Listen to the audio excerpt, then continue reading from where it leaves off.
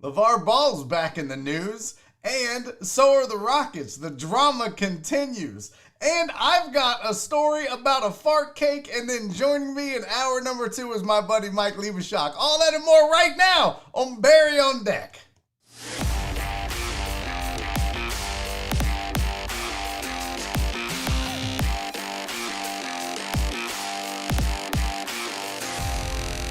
Live from the BiffNet Studios World Headquarters in Spring, Texas, it's Barry on Deck, hosted by former ESPN Houston radio host and stand-up comedian Barry Laminack, starring Oliver the Cat.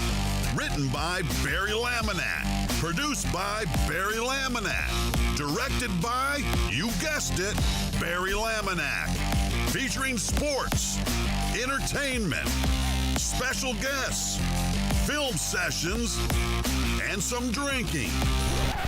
Okay, a lot of drinking. Viewer discretion is advised. And now, here's your host, Barry Laminack. What's up, you damn dirty deckheads? Welcome to Barry on Deck. I am your host, Barry Laminack.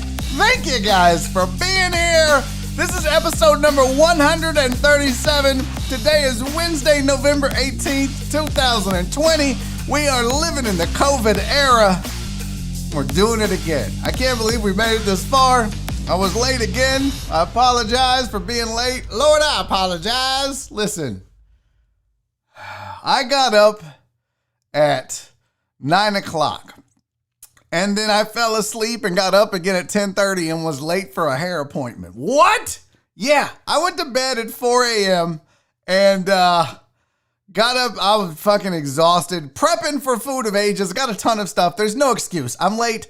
I'm always late. I apologize for starting 2 to 3 minutes late each day.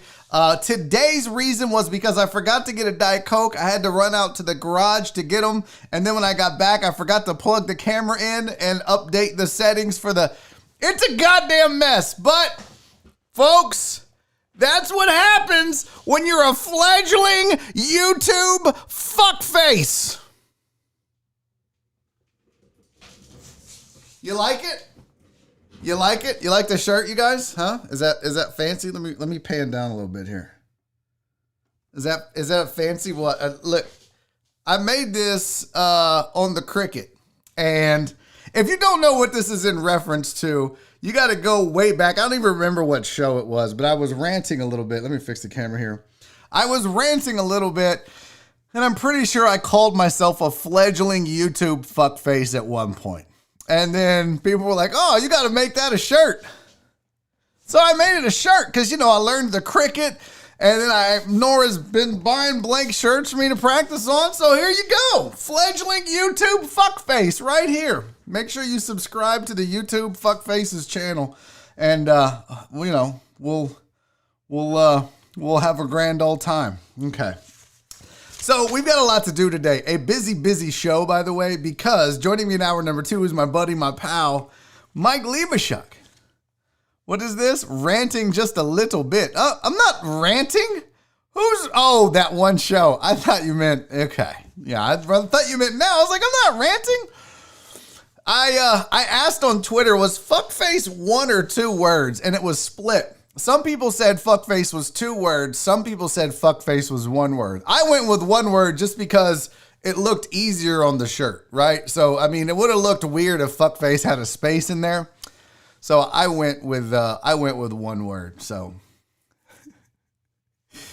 the one end on what is that? The one end on what is? I don't understand what that means, Donna. Oh, it's not hyphenated, Reverend. Definitely not hyphenated. The facial hair makes you a fuck face. All right, you owe me $5 for the vets, P. Jones. I've already told you guys, you cannot roast this monstrosity of facial hair without sending $5 for the vets. Because if you're going to make fun of me, we're going to do it for a good cause. You owe me $5 for the vets, P. Jones. I'll expect that in my Venmo account, and I will add it to the list, which I already have. Sylvia donated 20, Donna 10, Derek Abbey 5, and Francisco 10. And that's just the beginning. And so now I'm going to put P. Jones down for $5. for the vets. We're raising it all for a good cause. But you can't roast me without paying for it. That's the rules. That's the rules. Now, listen, man, good show today. Lots of fun stuff to discuss. Some sad stuff, too. Lavar Ball's back in the news. And I got to admit, you guys, for the first time in my adult life, I think I agree with Lavar Ball on something. I know. You know how much disdain I have for this man. I think I kind of agree with him on something. So we're going to talk about that. We're going to talk about the Rockets' latest in the saga and drama, and a little bit of a rant probably about the media today and what they consider to be a story. So we'll do that. And I've got some stories, but I don't know that we're going to get to all of these stories, but I did put a bunch in the description of this show. So look, we're going to talk about a dude that got his girlfriend a cake for her first fart. It's pretty badass. If Michael J. Fox is retiring, George Clooney gave 14 of his friends $1 million. All that plus, like I said, hour number 2, Mike Lebischak joining me for a very special reason, a very special occasion, and we'll talk about that. It's because we're launching a new show. So stick around for that if you weren't aware of that. But before we get into all of that, there's the slide. It is Whisker Wednesday, you guys. What the hell? Okay. Do we not have a, I'm looking at the chat, and I'm not going to put it on the screen. But we got some attention whore, spam bot, raggedy ass motherfucker in the chat trying to spam us with some bullshit ass OnlyFans. Let me tell you something, redheaded beauty Kara. From the bottom of my congested heart, I would like to invite you to go fuck yourself and stop spamming my chat, you dumb bitch. Take your dumb fucking ass to another channel and go spam somebody else because no one wants to see your stupid ass naked. You probably have your body probably looks like my dad, Kara. Seriously, if that's your face, Kara, if that's really you in your avatar, you look like someone slapped the shit out of you with a piece of soap and a sock. Your face is busted. Get the fuck out of here. No one wants to see your dumb ass posting shit in my chat, you dumb whore. Go be a whore on somebody else's chat. Get the fuck out. No one's following your stupid ass. You probably have 3 OnlyFans, you and your 2 burner accounts. So go fuck yourself and pay yourself to go fuck yourself on your OnlyFans, you dumb bitch. Okay. Anybody else want to spam my goddamn chat? Huh? My dad could get it. Yeah, well, Chandler. Motherfuckers, I'm in a bad mood today. Listen. Mike said, sorry if I knew my mom was going to act up. I wouldn't have invited her. Listen, it was aggressive, Virginia Buttonweed. Don't come in my goddamn chat and start spamming people with your stupid fucking OnlyFans. Act like the dumb bitch that you are. Kara, seriously, go fuck yourself. Like, do it on your OnlyFans. Like, take a thing and fuck yourself with it. Dumb bitch. Okay. Who does that? Okay. All right, I'm gonna lose my shit. I'm gonna tell you right now, I have no sleep. I have no patience. Anybody acting a fool today can get it, just so we're clear. But what I don't understand is this. I spend every waking fucking moment of my life trying to grow this show, trying to make it bigger and better.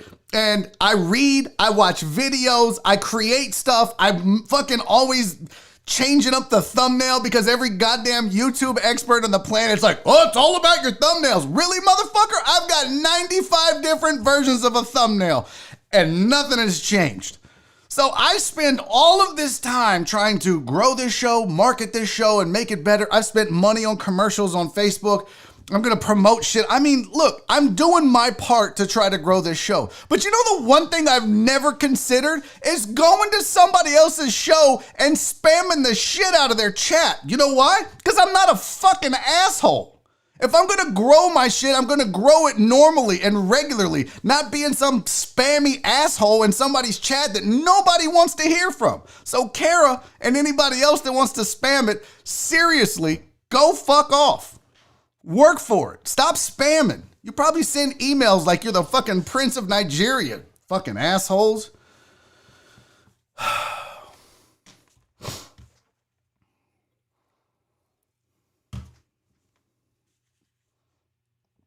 Barry, you still 2 hours from my job daily. Oh, that is the sweetest thing anyone's ever said to me.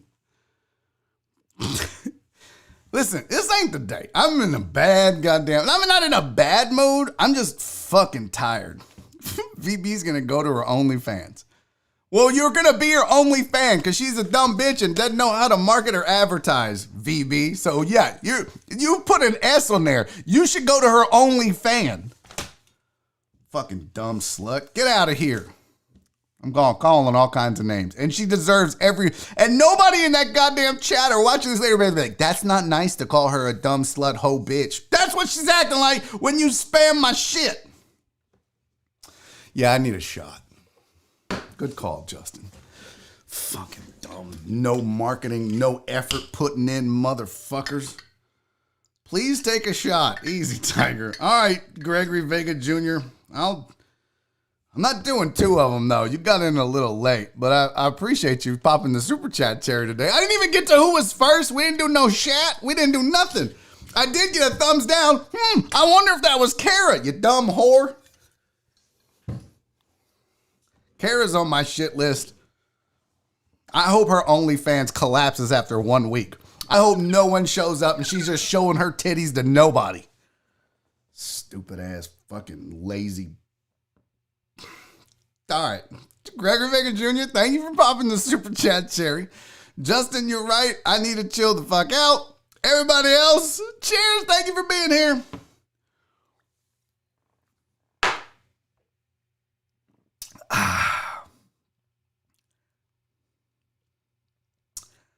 Damn, that was good.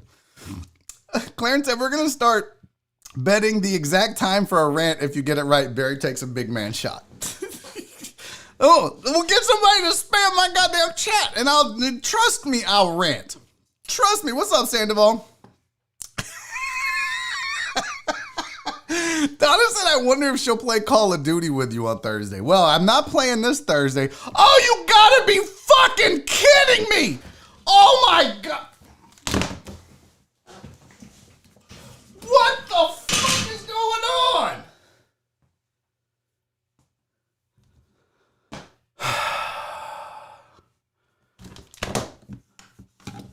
The fuck is happening right now? This whole show is out of order. Emily, guess what? You stupid fuck. No one cares about you or your friend Kara. Both of you can fuck off. Stop spamming people, you dumb bitches. You actually attacked my best friend. Your best friend came to my chat spamming my goddamn chat. Fuck your best friend and fuck you too. Get the fuck out of here. You're a disgrace, you dumb bitch. Go show your titties for $1.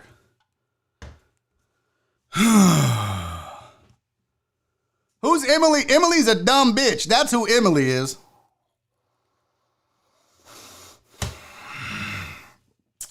Woosa! Stupid bitches.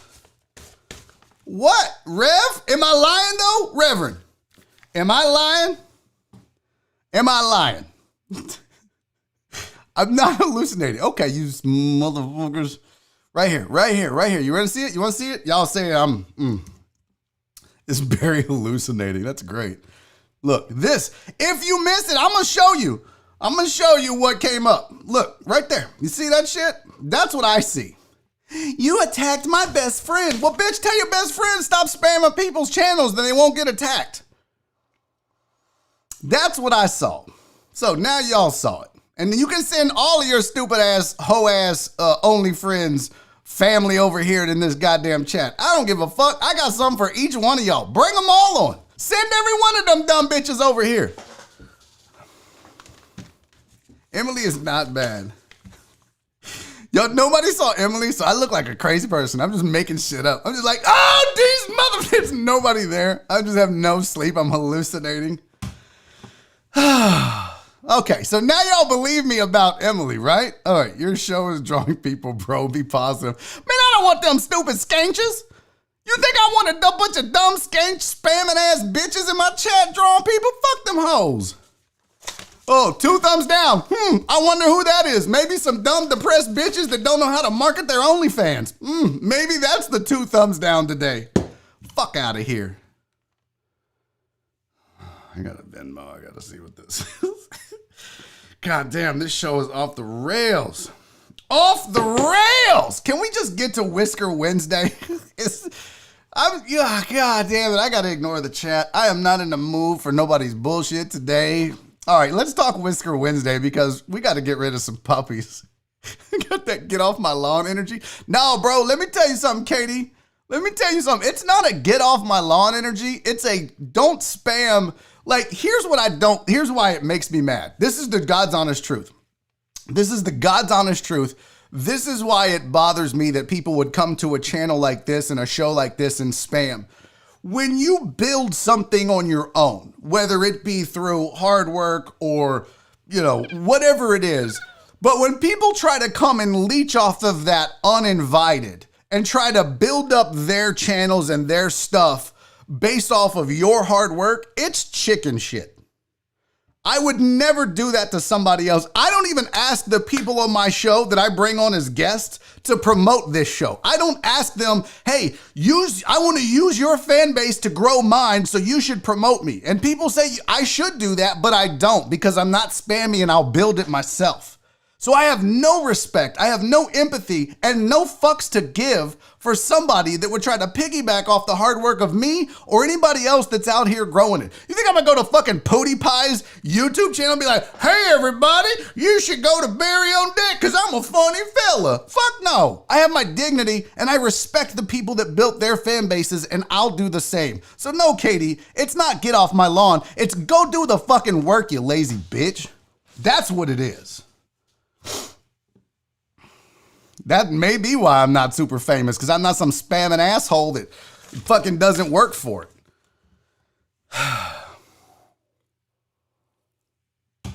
Can we do Whisker Wednesday, please? Hey, guys, let's talk about Beatrice. She doesn't have an OnlyFans, and she's not on Only Spams. She's a cute little kitty. She's a mama cat. Beatrice is about 1.5 years old. She came to Special Pals 2 days before popping out a litter of kitties. Is this the mom for Muddy Puddles? I don't know if this is the mom for Muddy Puddles, but she's a cutie. Her babies are all adopted, so now it's Beatrice's turn to get a home. So it says she's the personification of black cat magic, and she's very, very sweet. So give her a shot, right? If you get her a place to nap, she's going to be happy. Go check out Special Pals. All the dogs and cats that are adopted from Special Pals come fully vaccinated. They're microchipped, spayed, neutered, and up-to-date flea and heartworm prevention. So you literally walk in, find the kitty or the dog of your dreams, and go home. And you don't have to worry about taking care of any of that stuff right away because Special Pals takes care of it for you. So look at Beatrice, you guys. Oh, that's such a cutie. I can't believe she doesn't have a home yet. And then there's Charger. Oh, look at Charger. Who's a good boy? Who's a good boy? Charger's a good boy. Charger's a big bundle of happiness. He's a 10-month-old border collie mix. And check out the black spot on his forehead.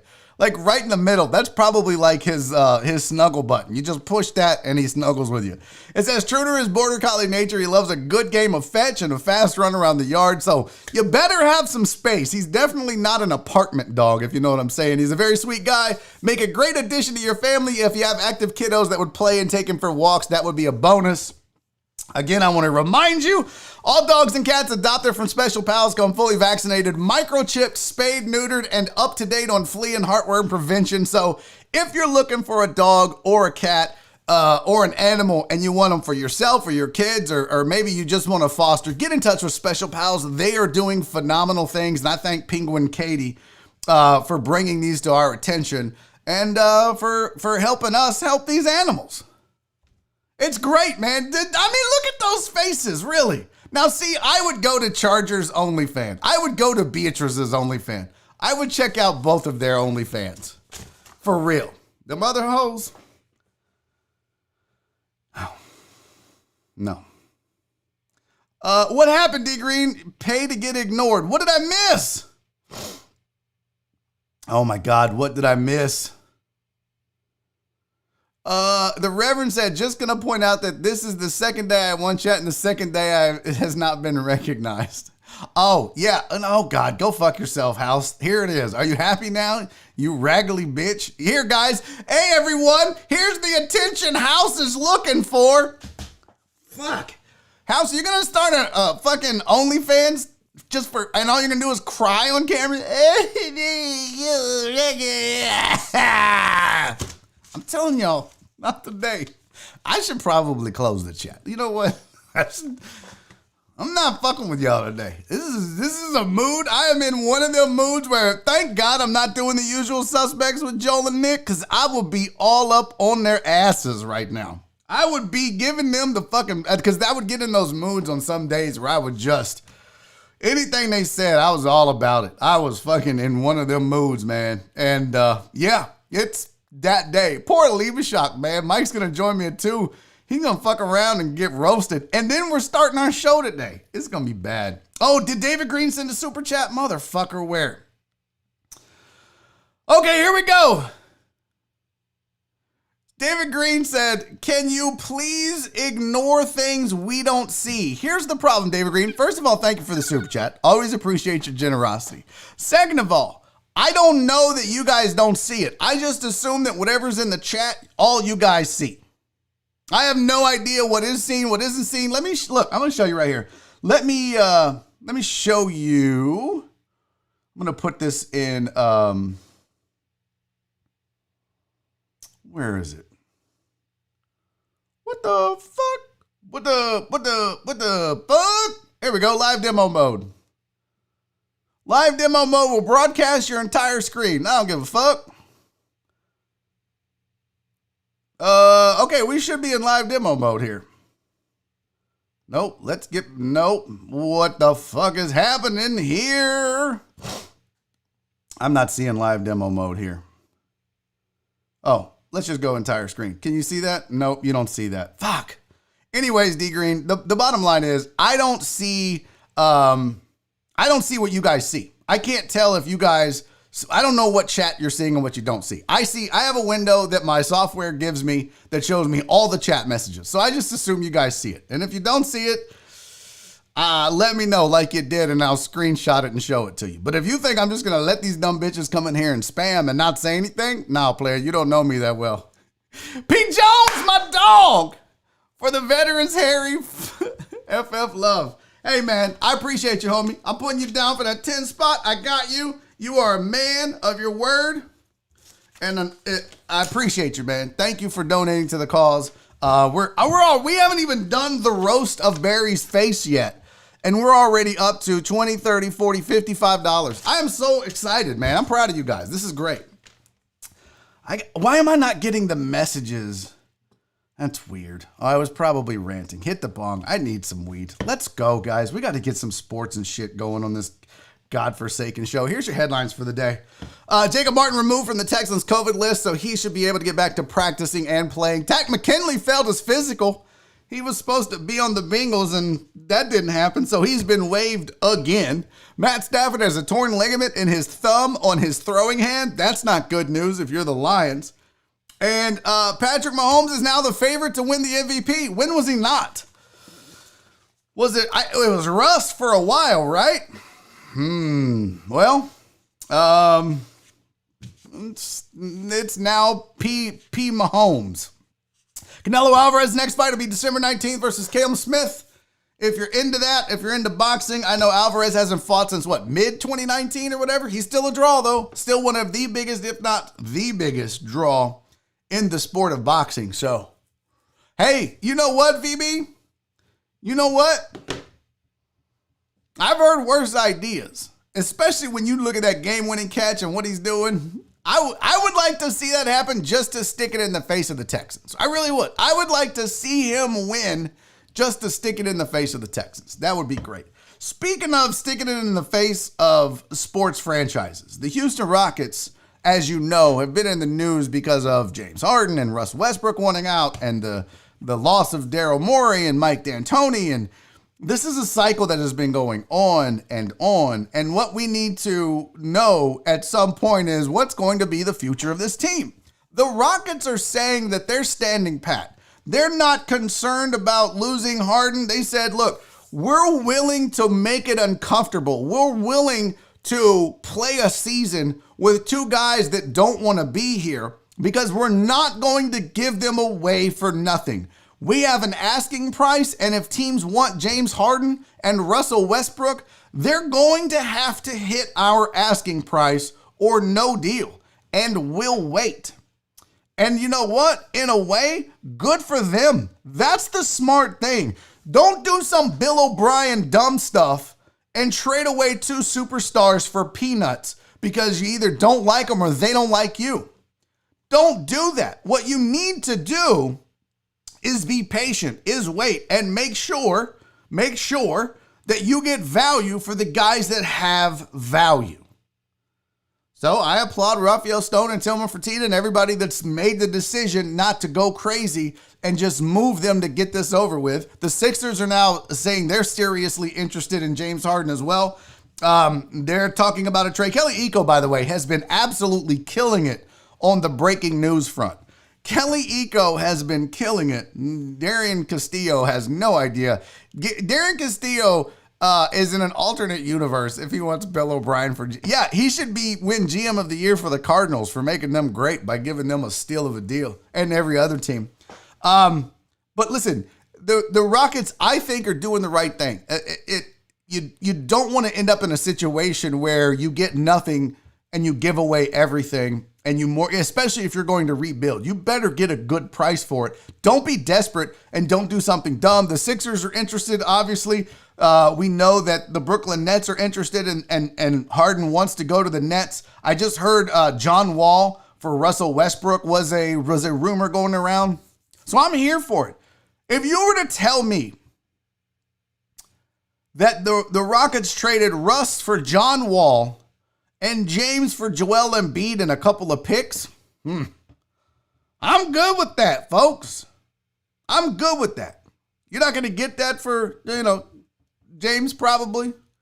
You're probably not going to get Joel Embiid and picks. You might get a Ben Simmons, but then you don't necessarily need a John Wall unless you talk Ben Simmons into playing a low post game.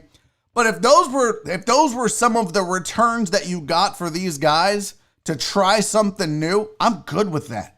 I'm okay with that. I've been saying for a year and a half now, it's time to move on from James Harden. So all of this, as much as it seems odd that James doesn't want to be here and we feel maybe hurt as Rockets fans, I'm kind of glad that he doesn't want to be here.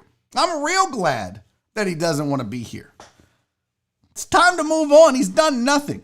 He's done nothing. He's a regular season champion, and we have plenty of those in Houston. But let's talk a little bit about journalism today, because apparently James posted a video to his Instagram account. And this website called Clutch Points, I thought it was a Rockets blog. Apparently it's not. They're trying to be like the new Barstool and whatever. But they took this video and they were like, oh my God, James Harden responds to the controversy. This is what they got all hyped up about.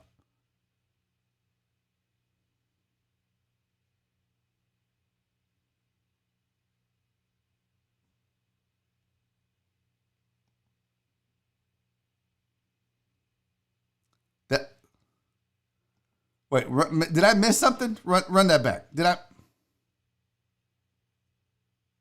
This is James Harden's response. So let me explain to you, those of you that don't know what this means. The young cats of today have decided that the term cap means lie.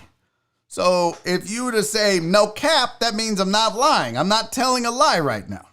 So what Clutch Points is saying is, he's saying no lie, no cap, or he's saying cap, that it's a lie. He's saying that the rumors are a lie. He's saying that the trade is a lie. He's saying that he wants out is a lie, or he's saying that it's not a lie. We don't know what he's saying. Motherfuckers, maybe he's thirsty. Maybe he's like these OnlyFans hoes and he's just thirsty for attention. Or water. It could be water. But for an organization to be like, oh, he's responded. No, he didn't. It was a hidden message that could go any different way. Let me explain to you what James Harden just did. He hedged, okay? You dumbass Clutch Points website. James Harden just hedged. He did the old Donald Trump. And for you Trumpers, don't hate me. Don't give me another thumbs down. We got all the OnlyFans whores in here doing that enough. He hedged because that has at least 4 different meanings. One, it means cap, no cap, lie, no lie. But we don't know which one, right? It could have meant no cap because he took the cap off, but then he focused on the cap, so maybe he was saying it was a lie. Was he saying no lie or was he saying lie? We don't know. Way to hedge. He could also be talking about the salary cap. We don't know that. He also could just be promoting the fucking water that sponsors him. He hedged, and Clutch Points fell for it. And all the people that are like, oh shit, no cap, are falling for it. It's a hedge. It's smart business. James is an attention whore. James loves to have the attention, and this is getting it for him because he hedged. It's that simple, folks. It's that simple. So don't say he responded. No, he sent a message that no one can truly decipher, because if we could all say James Harden said it's not a lie, he wants out of Houston, and then they could work out something behind the scenes, and then he could come back and say, no, I showed the cap, I meant it was a lie. Or we could flip that script. Or it could all blow up and he goes, I was just promoting the water. This has been in the works for months now. Which we know that wouldn't be the case, but that's the hedge. Or he can say, nah, I was talking about the salary cap, that the money don't work with me and the Rockets, that I want a new contract with the new cap. My point is, stop making something out of nothing. That's not a response. A response is him sitting in front of a microphone or typing out a post and saying, fuck the Rockets. That's a response.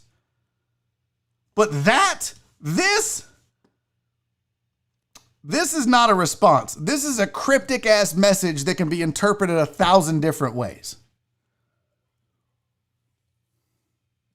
I mean, for God's sakes, he's got the drink body armor on the post. It's a total hedge. And we fall for it. Boy, we eat it up, don't we? Oh my God, we eat it up all day, day. Maybe he's telling someone to take their top off. It's so good. Wait a minute. Yeah, no, Truck and Taco said, Barry, he's got the same lighting in the background like you. Are you saying my room looks like a strip club?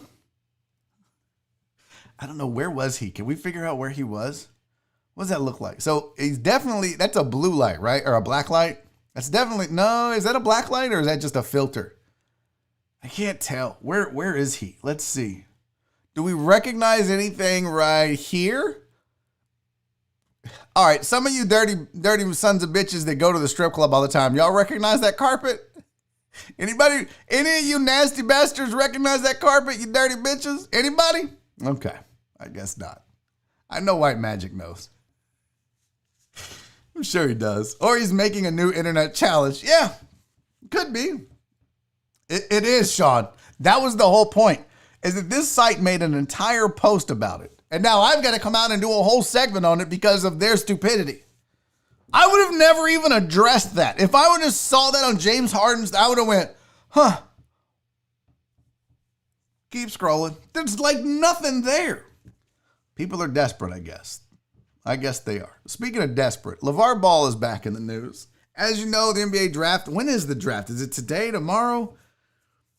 LaMelo Ball probably going to be the first overall or second overall pick in the draft, maybe third. At worst, he'll be the third pick in the draft. LaVar Ball, though, came out and was talking to a podcast on Bro Bible about getting drafted, getting money, dealing with hoes. And this is what LaVar Ball had to say. This is the advice he gave his kids. Now, listen up. It's a couple of minutes long, so I'm not going to talk while he's talking because that's distracting. But here is a 2-minute clip from the podcast where LaVar Ball told the podcast the advice that he gave his sons. Check this out. You're never going to meet a nice woman, especially in basketball. You're not going to find nobody like I found your mom or my mom and dad. Because here's the thing. If you're in this profession, which you got all this fame and notoriety, how are you going to meet a good girl? You're not, because what you're going to meet her in the restaurant where you eat, or you're going to go to a club where you dance, or you're going to meet her at the arena. So I hate to tell you, you're going to meet a hoe. Just how it goes, son. And then you got to wonder, then the first thing they're going to say, oh, I didn't know you did that, man, with the Googling and all this. Oh, yes, they do. They know about you before you even get there. So, son, that's the bad part of the life you're going to get, is you're never going to meet a good woman. And by the time you do, let's say you get 30, and then you meet a woman and she's 30. You got to wonder why she by herself at 30. So there's something that's dangerous, no matter how good they look. But have a good time, son. I feel bad for you, but hey, I love the fact you made it. What happens if one of the kids brings home, in your words, a hoe, and you know that you got a bad situation? I already seen them. They already bought a few through here. I'm telling you. Oh, Lord. Hey, a lot of them look good, and man, but they got different motives. And hey, I just tell them to be careful out there, man, but you're never going to know what you get, because usually, where do you meet a nice woman? If you have a job and you go to your job every day and she works at the job, you see her every day. You know what she's about. You go to school, you see her all the time. You go to church, you see her all the time. My sons are not going to church every time. They're not in no school, and their job is traveling to 40 different states. How you going to meet somebody and be solid? It's not going to happen. Sorry, you have to retire. Or you're just going to be running through a lot of girls, and then, and everybody can be good for a few months and fake you out. Because they looking at it like, oh, y'all young. If I get pregnant, 18 years is some cash. Hey, I explain to them like that and just keep their eyes open and hope the best for them. So what you're saying is your sons are going to be billionaires, but they're going to die alone. My man with the Kobe from way downtown right at the end. I love it. Listen, guys, as much as I don't like that man, very little of what he said is not true for an NBA player. Very little of what he said. All of that was pretty much big facts. The only part that I had a dispute with is when he said, what are you going to do when you meet a girl and she's 30 and she's alone? What's wrong with her? Bro, that's the most idiotic logic I've heard. Somebody being alone at 30 means they're broken or fucked up or something's wrong with them. Maybe they were focused on career. Maybe they didn't find a man that they felt was worthy of them. That was the only one that I thought was pretty stupid, was the 30 and single thing. But the rest of it, pretty sound logic. We know there are groupies. We know there are women chasing these millionaire athletes for money, for fame. I mean, you look at the chick not too long ago that said she was in the bubble and blew like 8 of the Phoenix Suns just because, wasn't even chasing money, although I'm sure they broke her off a little something. That's the thing, is he's not lying about almost all of that. Excuse me. And it was good advice from a dad to 3 kids who have money and are wealthy and should protect themselves from people trying to take their wealth and money. And I want to make very clear to the ladies in the chat and the ladies watching this later, I'm not suggesting all ladies are like this. That's far from the truth. 99.9% of women are not. There is a subset, though. There is a group. There's even, just as a comedian that travels, I can tell you there is a term for females that try to sleep with comics, have sex with comics, pick up comics. They're called chuckle fuckers. It's a fact. It's a fact. But it's not all of them. It's not all of them. You might see one. But they are out there. And there is a difference, though, when you get to the point that he was talking about, where do you meet a good woman? You can't meet a good woman traveling. I don't know about that. I'm going to sound really corny here. Love is love. And wherever you meet the woman that you're supposed to be with or the man you're supposed to be with, it's where you meet them. You can't predict it. You can't control it. It just happens. Whether it's at the grocery store, whether it's at the bar of a hotel room. It can happen anywhere. So I wouldn't say you close your eyes to it and I'm just not going to meet a woman while I play basketball that's going to make me happy. You don't know that. If you think like that, that's going to be the case. But his point about being cautious, about anyone can be fake for a couple of months, I would agree with that. And then I think there's the other side of this too that doesn't get talked about. And that's the wives of these athletes. That's the people that are also getting the short end of the stick in a lot of times. You know, there's the whole theory that most men that are athletes that are on the road are probably cheating, and some of these wives are cool with it. I don't know. I don't know if that's true or not, but I just think that, you know, it's a weird dynamic to live in. And so when you look at the advice that Lavar Ball is giving his kids, his sons, I think it makes sense. I can't knock the dude for the advice that he gave. I can't knock him for the things he told his sons. Because they're out there. And it's true. What is this? AK-47 wife got one cheat a year too. Oh, yes. Sure did. Tiger Punk Bunnies. Oh, is that what they call hockey groupies? Puck Bunnies? Wow. Tiger finds his at the Waffle House. That ain't good. That ain't good at all. Wait, that needs to be a shirt. Chuckle fuckers. Nope. Not making that a shirt. Nope. You can find a good girl, though, Chandler says. You just have to be a good dude and don't be a cynic. I'd agree with that.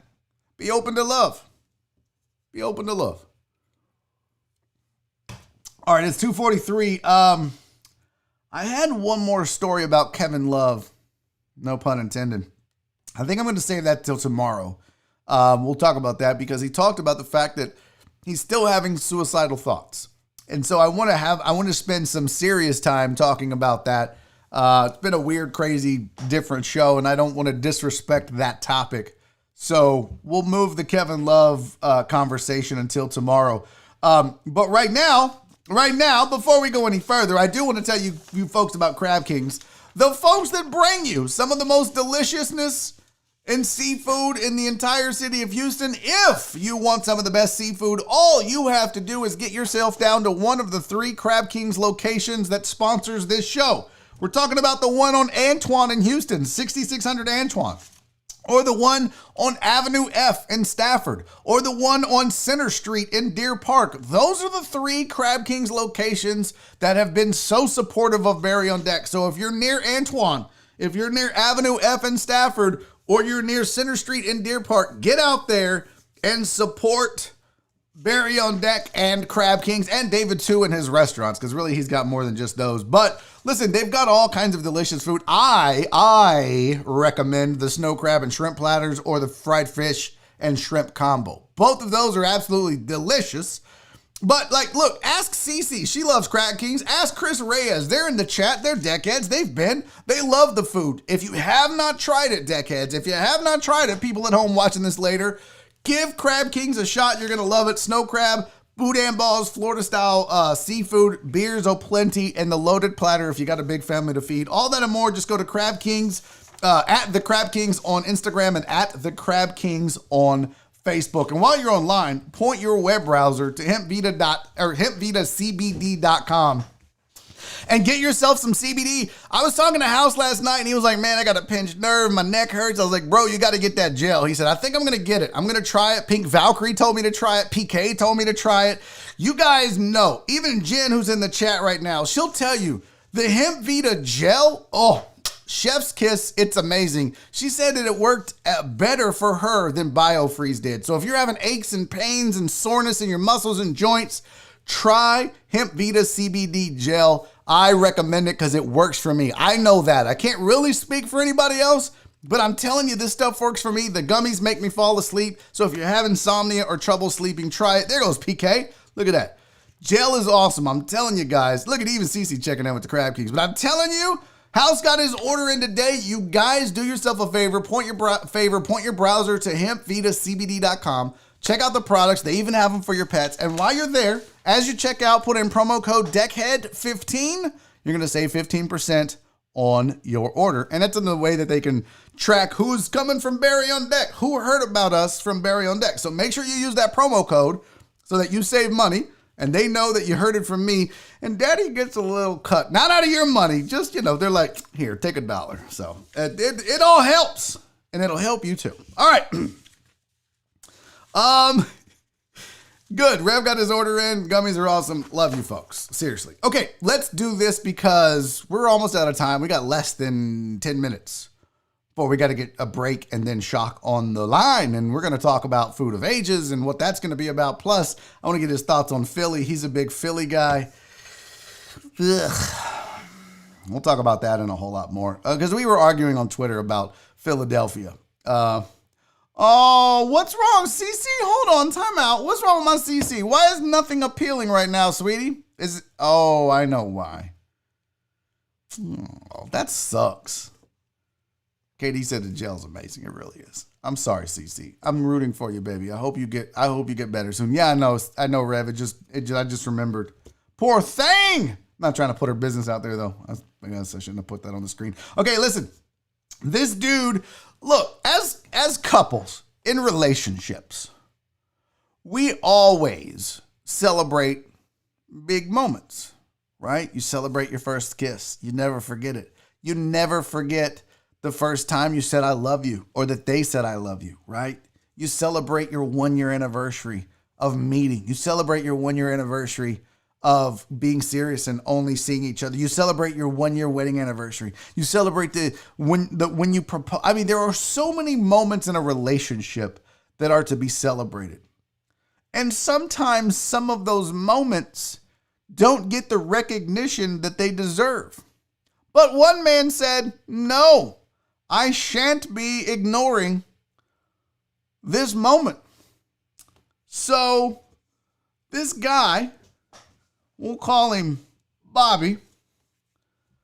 Bobby decided to get Courtney a cake for the first time that she farted in front of him. Because listen, it's the little things that count. So Bobby remembers it very clearly. It was November 8th, 2020, and him and Courtney were having a tickle fight. And Courtney thought she could hold the fart in. She thought her abdominal muscles were strong. Courtney had been doing her Kegels. She thought it was okay. I can hold this fart in for hours. I do it all the time when we watch movies and go to dinner and go ice skating. I can hold this fart in during a tickle fight. But then Courtney's Kegel muscles failed her and her sphincters failed her. And Courtney farted. And Bobby decided, this is a moment in time that will never be forgotten. I shall cherish this moment forever, and we shall celebrate it with a cake with a chick on the front that's farting on it. And goddamn it, I'm here for all of it. So he posts on, the cake says, Courtney's first fart, 11/8/2020, and then Reddit, of course, went Reddit on it.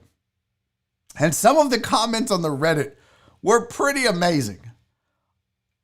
Including one that I thought of as well, like, how did it look when he made the request for the cake?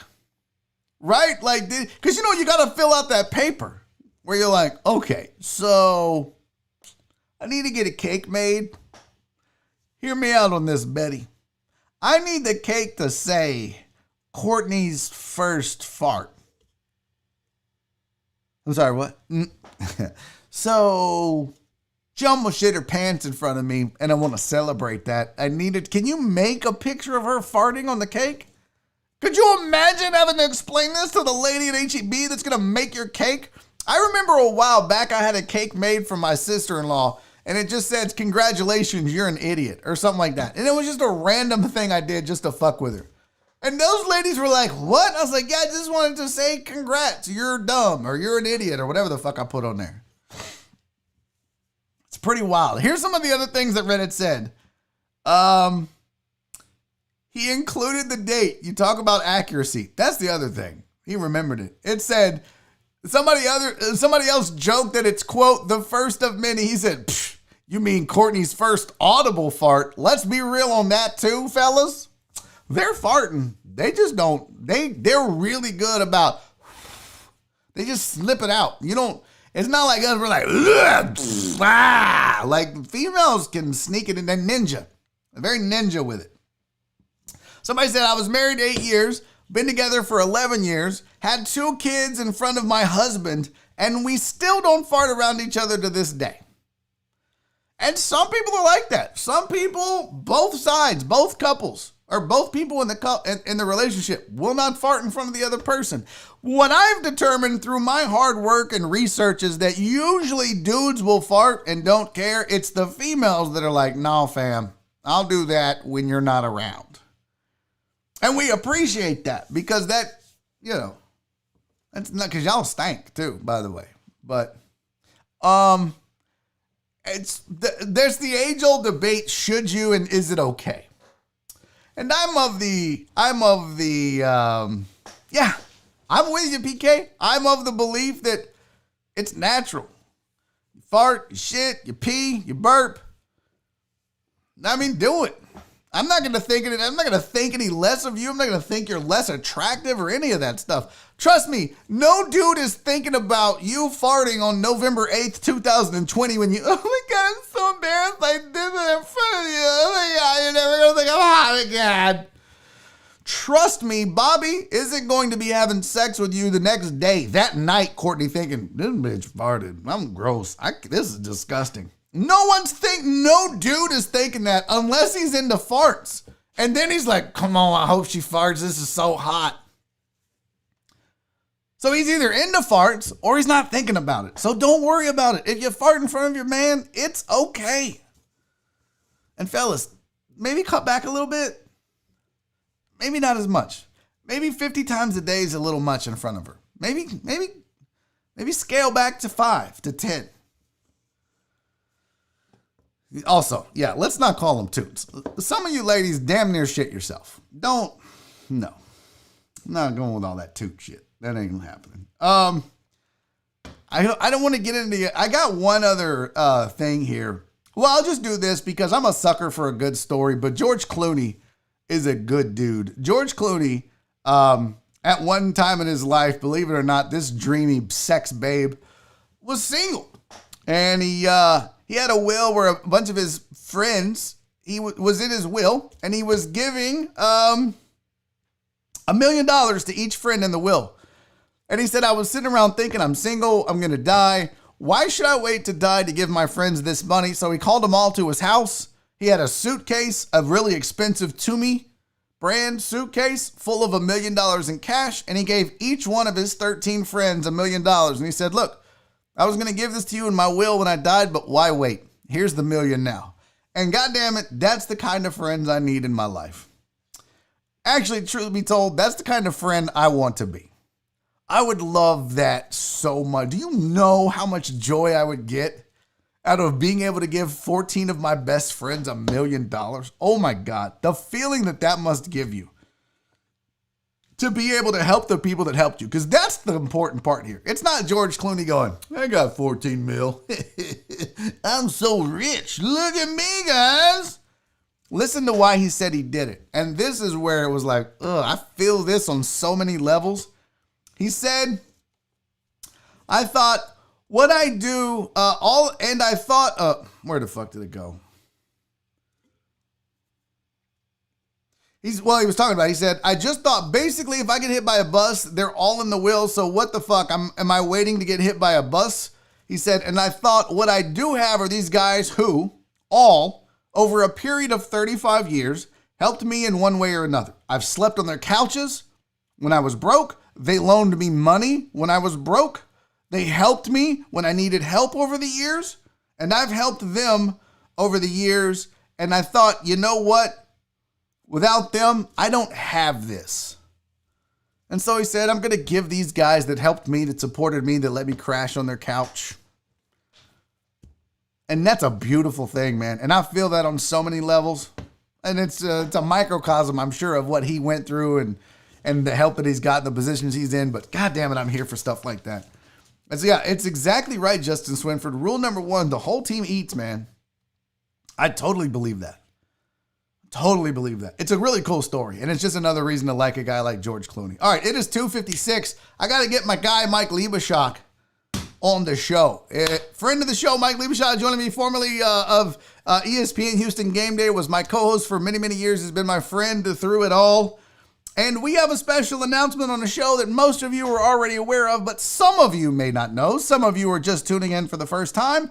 And if you are, please make sure you subscribe to the channel. Please make sure you turn on notifications so that I can let you know when new videos drop. I go live every day from 2 to 4. Plus, I'm going to be doing a new video, a new Barry on Sports Tonight that drops weekly, so you'll be notified when those hit as well. All right, now, all that out of the way, let's get to this break. It's not going to take forever. I do have to pee. Maybe you guys have to pee, smoke a cigarette, take a quick poo-poo, whatever it is you do during the break. Go do that. We're back in 5 minutes, so don't go anywhere.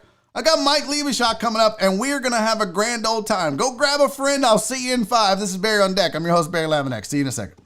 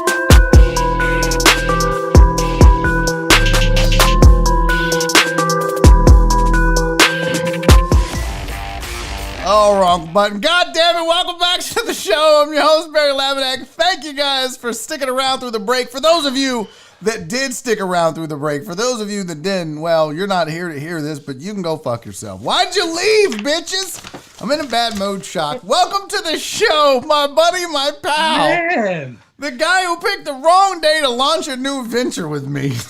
I love you to death, Shock. Welcome to the show, ladies and gentlemen. It's Mike Lebischak. Same, man. You know what? I clocked out, left work. I'd been there from 4 a.m. to about 2:30, ready to relax a little bit. I turn on YouTube in the car. I'm like, what the hell is going on? Is this little stubby ball of hate that I'm listening to? And like, I just want to say thank you, because in addition to our show, I don't know if you knew this, but I'm starting an OnlyFans page. Oh, you motherfucker! Well, guys, that's been Mike Lebischak. He's out of here. Fuck that asshole. God, Mac, you kiss my ass. Is it OnlyFans? Is it fans only? What is this? It's only fans. I know, like old people call it fans only. It's like calling it face space. It's not like Tinder book. Yeah, it's not Tinder book. It's not Tinder face. Yeah, tweet face. Yeah, send out this my stuff. Nope, it's only fans. Is that something, a venture where we could make money potentially without degrading ourselves? Listen, we both have voluptuous titties, but no one wants to see them, Shaw. No. But here's I don't know if you saw why I was ranting. This chick pops in the chat and promotes her OnlyFans, and that's the only reason she's here. She's like, oh my God, my name is Kara, and I have an OnlyFans, and you guys should totally come to it. And it made me mad. I'm like, bitch, don't come spamming the chat. Like, what's her page's name? Are you gonna go look at her? No, you give her a click, not off of my back, not off of my sweat and hard work. No free clout Wednesday. You goddamn right it is, Shock. So what do you think? I mean, am I wrong? If I'm wrong, I know you'll tell me I'm wrong, but am I wrong for getting upset about somebody spamming the chat on a show and just being lazy motherfuckers that don't want to do the work? I'm trying to sell it a little bit. There is that, but I also know, per our text messaging earlier, you were up around 3:30, 4 a.m. doing prep for our gig tonight. Yes. So I'm guessing you haven't slept. No, listen, today's... And I think every time I've been on with you, the last 3 times, you were on no sleep. Shock, I operate on no sleep just about every day. I know what you mean, man. I'm up when you're leaving for work. We have exchanged text messages where you're like, you're up right now? And I'm like, yeah, I haven't gone to bed yet. You're like, I'm leaving for work. I'm like, well, no, last week I was clocking in at work and you were going to sleep, and I clocked out of work as your show was starting. Or like the break or whatever. It's I'm like, weird, this isn't bro. right. One of us is in the wrong business. Yeah, you know? It's a weird deal, but I don't get a lot of sleep right now, but that's okay. It's okay. I'm all good, right, man. you know, but I do get a little irritable sometimes, especially, and I would have been fine. I would have never ranted or gone off on any of that stuff had she not, because there's one thing I can't stand, and it's spammers. Yeah. Whether it's in chat, whether it's in my email, on my text messages, I just think it is the shittiest and laziest form of advertising and ways of getting new customers, leads, or people that there is. I will say this. I don't do it. I would never do it, and I can't stand people that do. For those of you that were hoping that I wouldn't push that button as soon as I came on at 3 o'clock, my bad. I think they thought they were out of the woods after that first hour, but it's all good, man. That's I'm not a fan. Like if I'm reading a really good article, and I rarely go into the comments to see what people think, because I really usually don't care. But like the third is, hey, boost your productivity by whatever, Well, that's tacky. It is. But like, do you like getting emails from just spammers? Hey, have you tried fucking the dick pill number 7? Like, man, fuck off. No, I'm not buying your product if you spam me. I will literally, this is how petty I am. Which you know, I'm a petty person. King Petty. But I will respond to them and be like, hey, I just want you to know I would never, ever buy your product because I don't buy products from businesses that think it's okay to spam people. It's a shitty business practice. I swear to you. And if you ever email me again, I will file a complaint with the FTC because you are violating the 2003 Can Spam Act. You fucked that all up. I know. I literally quote the Can Spam Act of 2003 to the people that spam me an email. That's how petty I am. But that is how much I hate spammers. I agree. It's a bad business practice, and it's fucking lazy. Do the work, you lazy bitches. Okay, speaking of doing the work. Speaking of doing the work, we have to talk about our new venture, our new show. The reason you're here, I mean, obviously I love you and the people love you and you're always welcome here. But the reason that we're here, I don't have a drum roll, do I? I got to go, hold on. Oh, those aren't working. Oh, can you hear that? It's laughter. Yeah. Oh, there it goes. Okay, are you ready? Hold on, I got to do this with 2 hands. The reason we're here, Shock, tell them. Food of Ages starts tonight, 7 o'clock Central Time, Facebook Live. Yes, that was the worst production of an intro ever. We launched Food of Ages tonight. I'm pumped about this. For you guys that don't know, that are watching this, that maybe don't know the background, Shock and I used to do a show together. We would talk about food all the time, and we always swore we would do a show just about food. Yeah. Here we are. It's, it occurred to me yesterday, I don't know if it's 2 years or 3 years since I got the boot, and it was the Sunday before Thanksgiving, all those years ago. It was the day before Zerline started back, so I always like to say they had to get rid of me to make room for Lance Zerline at Gal Media. That's where my $50 an hour went, was to subsidize him. Yeah, of course. So you're welcome. Everybody. Everybody. So yeah, I think it's interesting that it dovetails nicely that I got shit canned roughly 3 years ago this week. So wow, it took 3 years. Wow, and we're back. I was telling some kids at work about it, spreading the word as I will. You were spamming? No, I'm just kidding. Yeah, conversation. I just walk into random conversations around my store and say, hey, watch our show. But one of the kids at work was like, hey, it's so cool that you get to do something you really love. I said, hey, we're not getting to do it. We're doing it. How are you 20 and already talking like you're defeated? We're making a choice to do this.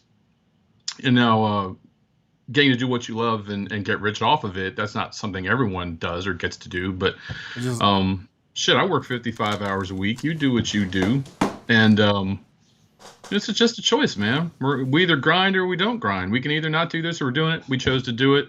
And based off of a phone or text conversation 5 weeks ago, here we are. That's it. So, that's really what, I mean, dude, that's what this show is about. That's what, Food of Ages is about. That's what really my life at this point is all about, is like, my headphones died now. I sound all weird. But that's kind of what it is it's like, listen, you have a choice at wherever you're at and whatever you're doing in your life. Yep. You can either settle or you can say, fuck it, I'm going to try it. If you fail, you fail. Big deal. Do you know how many businesses I have owned that have failed? But every time I've done it and failed, I've learned something to make the next business that much better.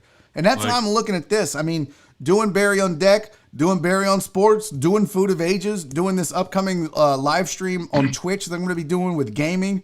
I mean, all the things that I have planned. I've got another YouTube channel I plan on launching, as if I don't have enough work to do. But I mean, fuck it. What else am I going to do? And what do I have to lose? Especially at this point. You know what? And this might be the lack of sleep talking, but I don't think you're really a failure until you've decided that you are, until you've quit. I mean, okay. However many breaths we have is the opportunity that we have to do what we want to do. When we die, if we haven't done it, maybe we're a failure then. But until you and I decide, fuck it, we're not going to worry about it anymore. We're going to move on and not do it. We haven't failed at anything yet, man.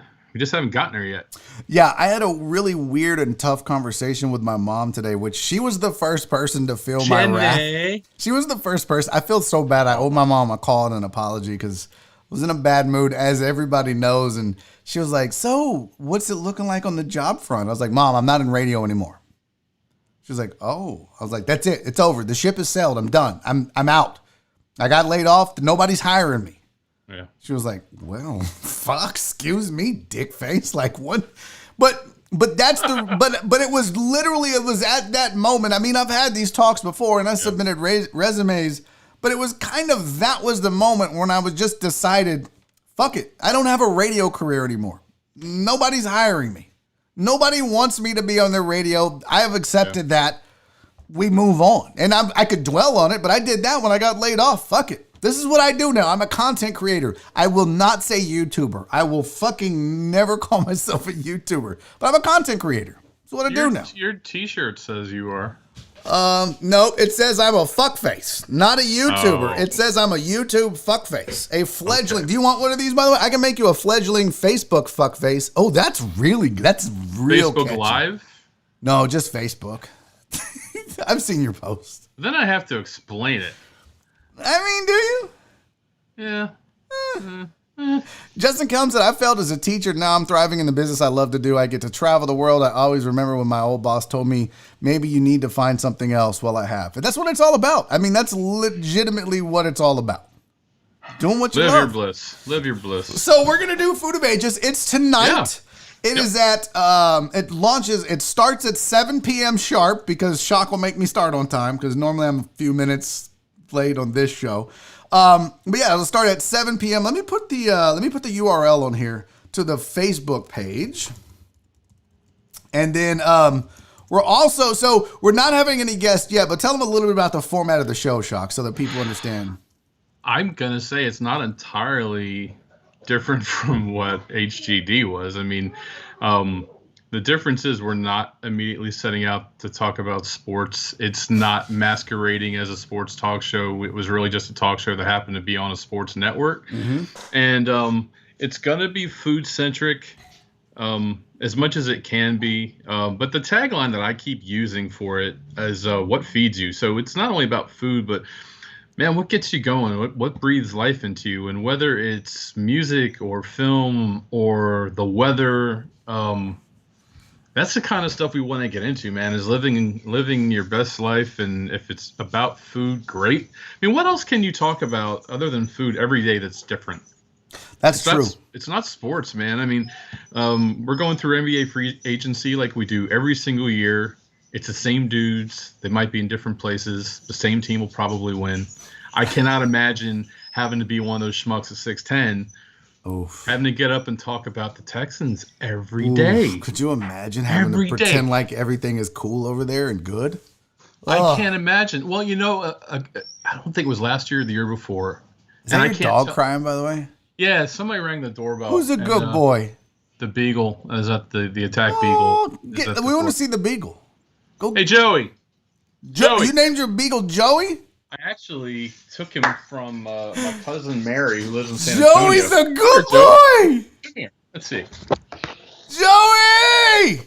Nope, wrong camera. You know what? God, I'm not using that camera. I know you. Jesus, you grabbed. Oh, imagine that. Somebody's having a tech problem. This isn't moving. Everyone can go fuck themselves. Oh, thank you, Sydney.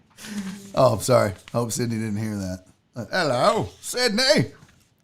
Let's see Joey. Let's see the good boy. Where'd he go? Joey! Hold on. Is Joey going to be the Food of Ages show mascot like Oliver is for Barry on Deck?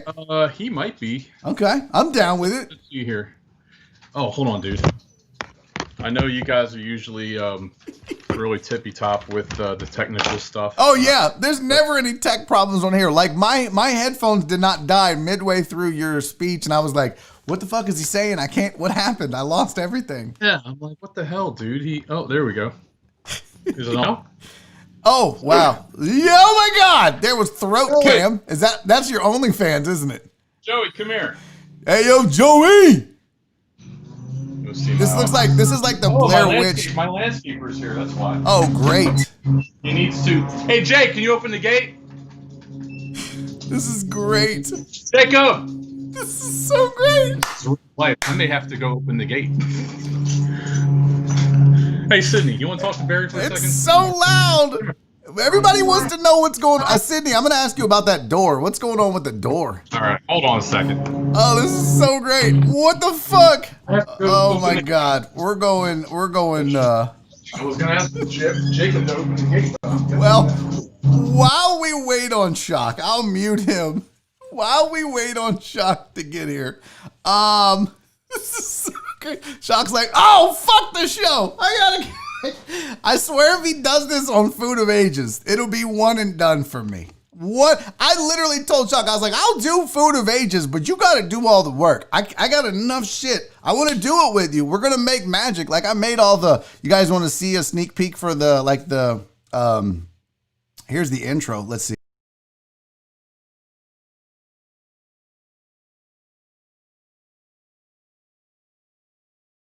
But that's the starting soon for the Food of Ages. So I've got all those things created. So I was like, I'll do that stuff. I'll do that. But you got to do like the prep work. So all of the topics he's put together, all of that stuff. Oh, wait, what do we see in here? Well, show the goddamn dog. Oh my God, this is a night. Joey! What up, Bubba? Who's a good boy?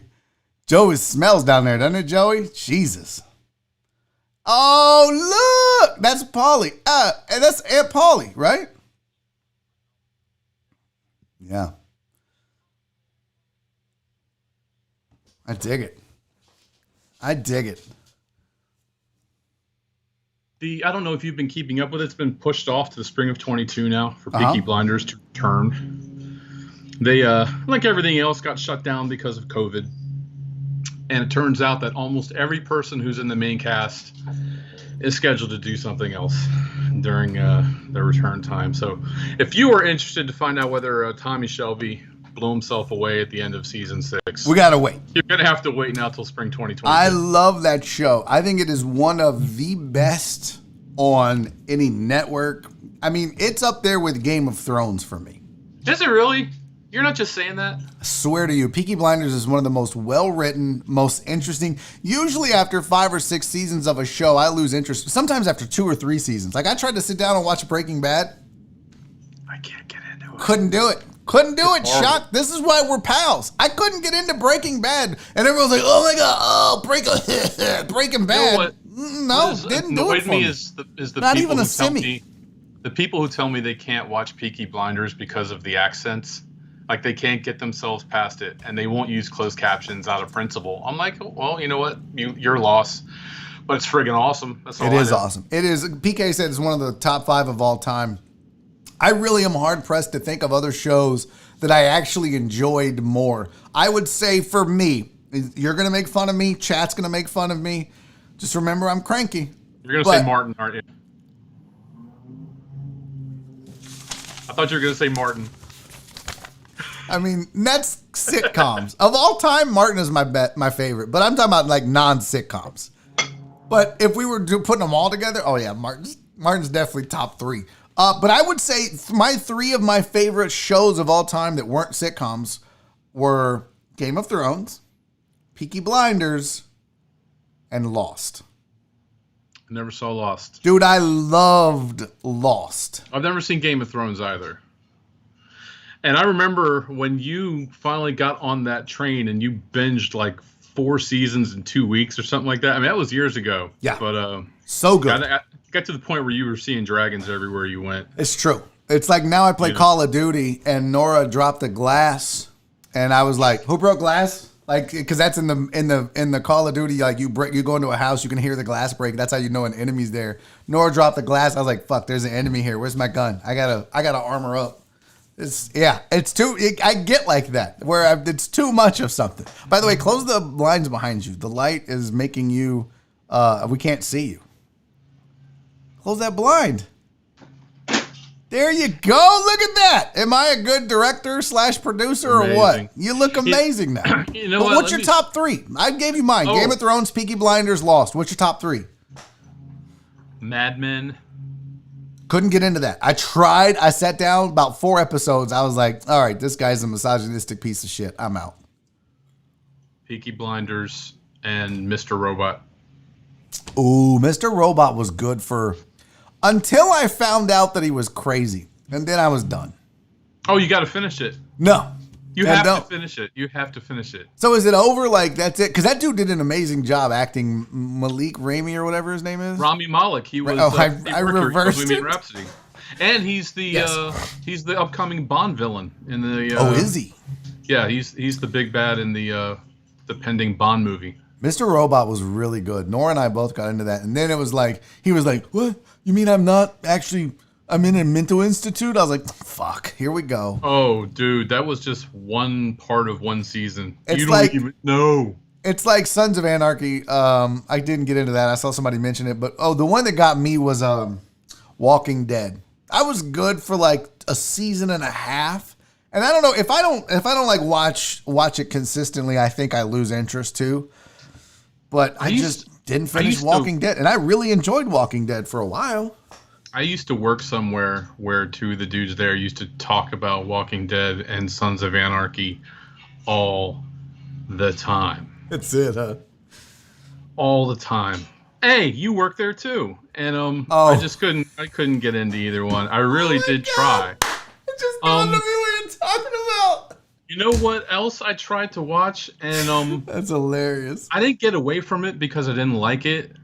I just my schedule got busy. Was Ozark, and I watched the first episode and I didn't like it at first. What? I'm like, this feels like Breaking Bad, but everything is like sepia toned and blue. And I immediately put on Arrested Development because I had to see Jason Bateman in something that wasn't Ozark.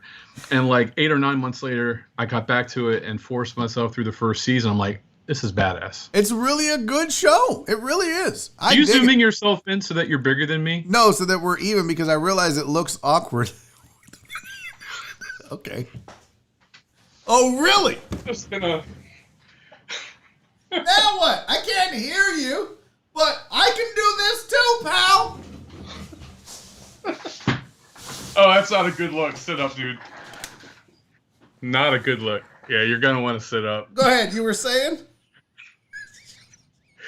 Yeah, just a head. That you was never. So great if this was the whole show. Just a head. Yeah, really. Yeah. Have you never done that where you watched a show with oh my God. an actor that you really were a fan of, and the show was so horrible, you immediately put on something else that they were in to make you feel better about the work that they did? No, I have not done that. Yeah, I watched the pilot and 3 more episodes of Arrested Development immediately after watching 15 minutes of Ozark. That's hilarious. Yeah. I don't know if it's hilarious, but this has been Shows of Ages, and I was just thinking, I was like, that's the beautiful thing. If you guys are going to tune into Food of Ages every other Wednesday, 7 to 9 on Facebook Live, right there, facebook.com/Food of Ages, and you think it's just going to be all food, au contraire, mon frere. Jacques and I have one rule. No rules on topics. We have a base, we have a foot in something, but wherever we go is where we go. For the first time in 3 years, I did show prep this week. How'd it feel, buddy? Yeah, it did feel good. Because now I feel like I almost started doing it like 3 weeks ago, and I'm glad I didn't because I would have been really agitated that we didn't have enough ready. And the thing is, I know that having done 2 hours of prep, we'll do 8%, maybe. But we really do want to keep it about food. Let me make that clear. It's going to be about food. But it doesn't mean it's all about food. But I have, you know what? I have a food discussion for you. I have something. Huh? Oh, let me say, it is Thanksgiving themed. Okay. That is true. And I'm not going to have any corny turkey gifts where it's like, and comes running by or anything like that. That's that just now? Yeah. Yeah, the overarching theme is Thanksgiving. And somebody said in the chat they were happy for you that you get to experience blackaroni and cheese. And I was like, well, he gets that all the time now. Who was that? What? Probably a black person. No, it was White Magic, I believe. White Magic's black, right? It's not one of those ironic names like Slim. No, it's not. White. Just you heard him talk on the Blitz and thought he was black. No. White Magic is white. He's a doughy white boy, just like us. Okay, so here's a food conversation for you. And it is Cinnabon has released their signature frosting in tubs made available to the general public. So you and I, Shock, can just go down and buy a tub of Cinnabon frosting. And they even have a cookbook that will explain what you can do with the frosting. So you can make Cinnabons and put it on there. And tell you what you can do with that frosting. Isn't that, like, what else would you do with Cinnabon frosting other than put it on fucking cinnamon buns? That's kind of the point, right? Oh, yeah. Contraire, mon frere. One of their suggestions is put it on sweet potatoes. So, Do you think they actually did it, or do you think they just brainstormed? like, all right, everybody name something we can put this shit on so that we can tell people to do that so we can sell buckets of this stuff. Be awesome if it wasn't even a recipe book, but just a list of suggestions. Nobody's going to malls, ergo, nobody's buying Cinnabons. We got to move some fucking icing. It's over there in the freezer going broke. It's just, we're going broke. It's getting bad.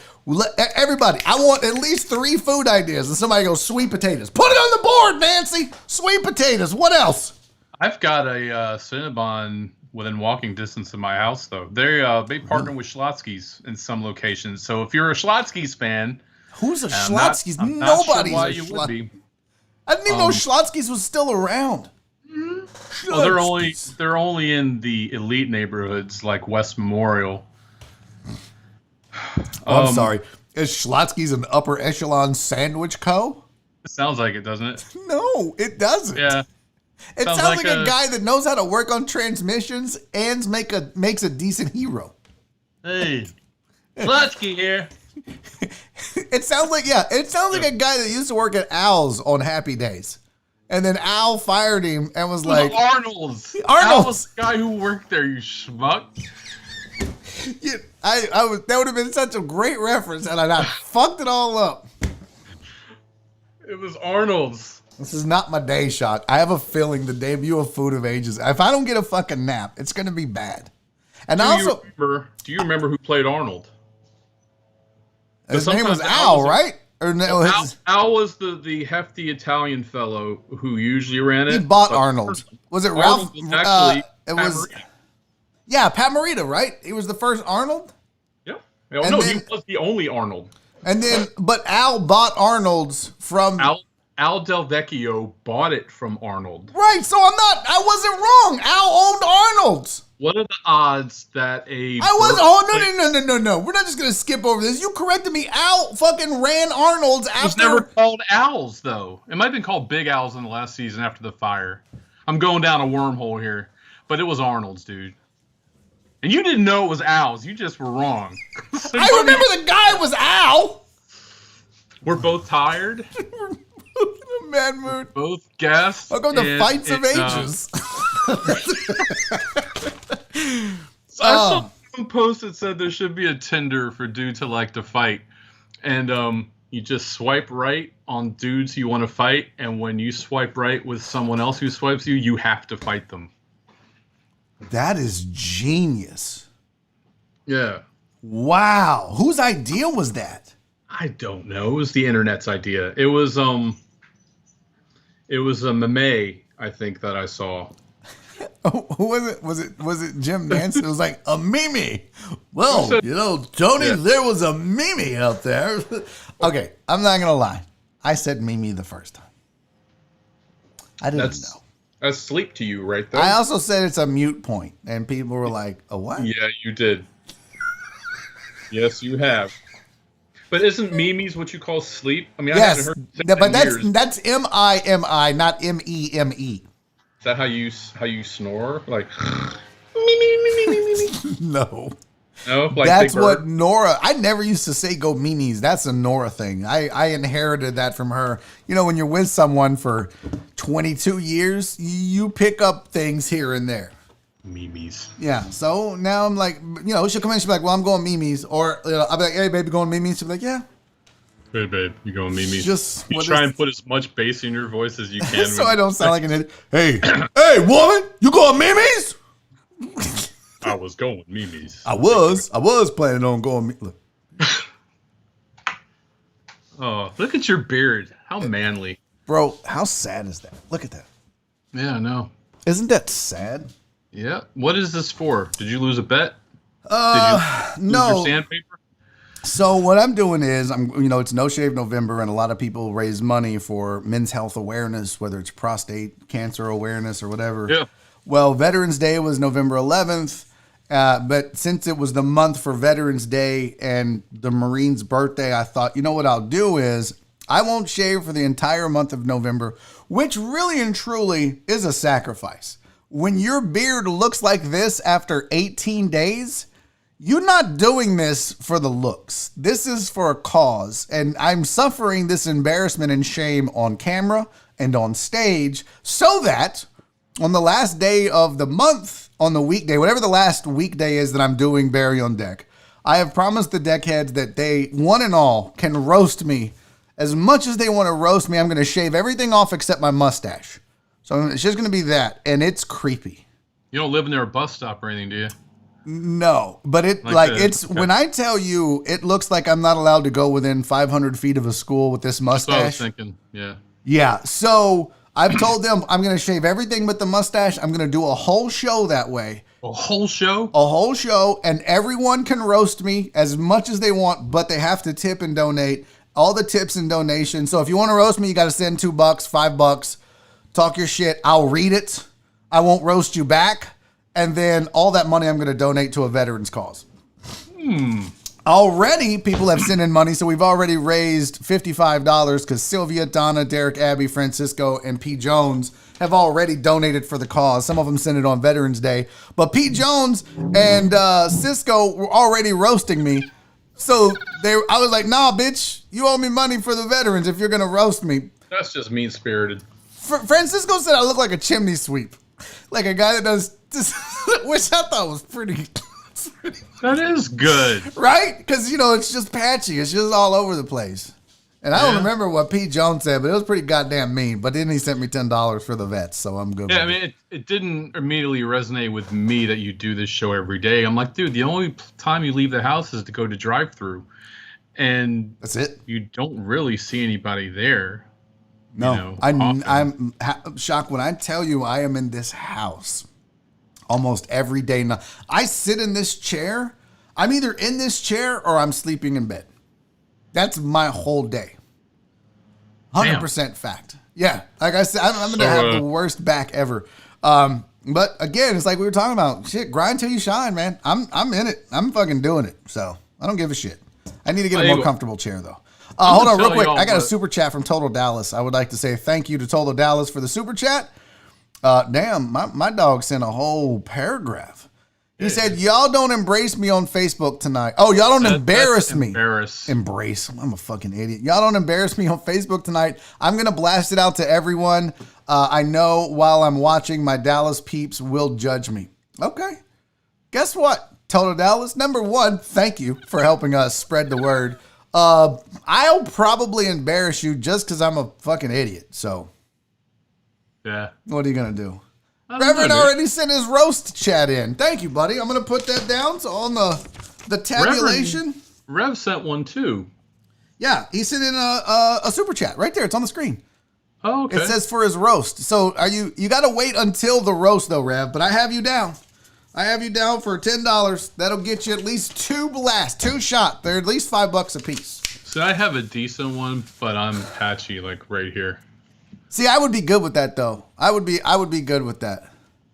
Yeah. Because this hole and this hole, and then what's weird is it stops like right here. And so I've got this hole in between my sideburn. It's the weird. You know what it looks like? You got to link the bridge somehow. Yeah. No, there's no crossing this bridge. It looks like you would have some sweet mutton chops if you wanted to, though. I mean, you got a good line right there.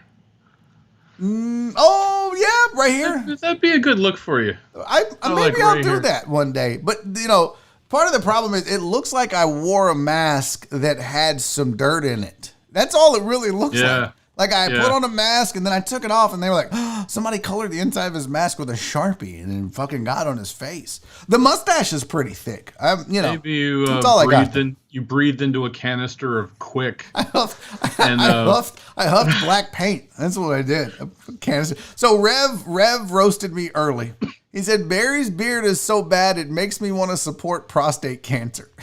Donna says we have to see him, Shock. What does that mean? You raggedy bitch house. We have to see hate him. What are you. you talking about? Brandon Martinez said, will the Food of Ages episodes appear on YouTube after the live Facebook show? So the plan is right now, Brandon, that we're just going to go live on Facebook, but I have considered going ahead and putting out a Food of Ages Facebook or a YouTube page and then uploading them there. It won't go on Barry on Deck, or it won't go on Barry is Funny. If it's going to be its own standalone project and entity, I don't want Shock having to feel like he's under, I got to be on Barry is Funny. It's going to be its own thing. So that'd be like if there was something called BiffNet, like if the Barry is Funny network were a thing.